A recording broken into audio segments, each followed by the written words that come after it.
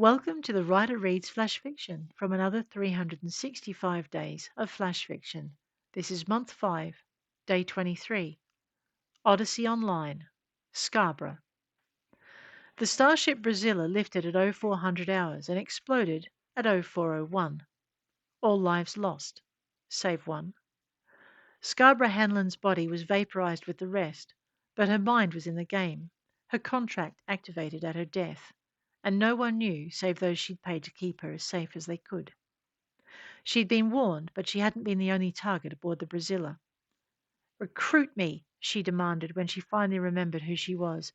"Recruit me and put me online. I'll solve my own case and find my own justice." "You know it doesn't work like that," the guiding avatar told her. "How about I rewrite your program so it does?" she snarled. He gave her a slightly mocking smile.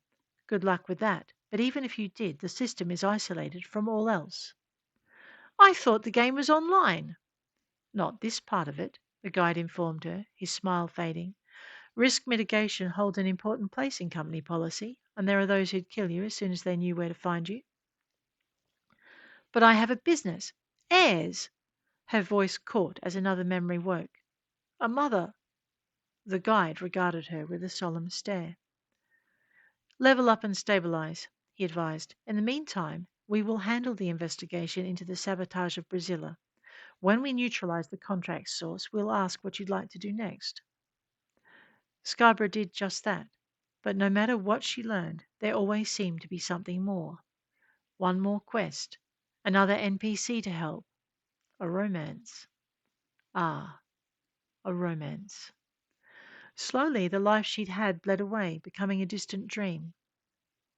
And the romance. "Why did I never meet you?" she asked.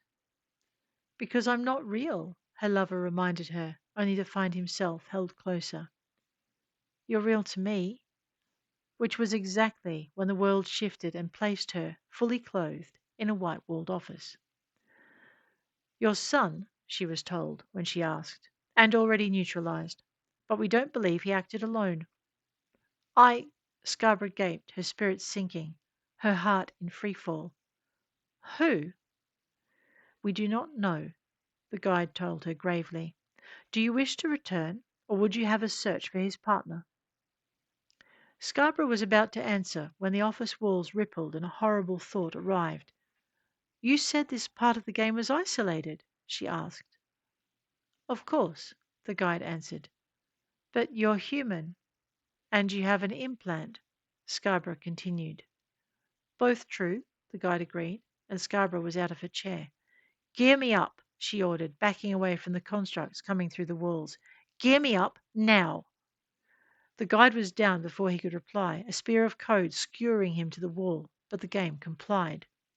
It was the first time there had been an incursion in the isolation zone, and it was the last.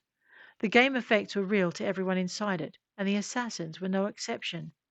Scarborough had trained hard, her abilities as fierce as a defender of the realms needed to be, and a pixelated minigun didn't cut it. When the blast of light had died away, the intruders were nothing more than sharding light and scattered dust. Scarborough sank to one knee, driving the tip of her blade into the floor. "Take me back," she ordered, having recognized the intruder's coding.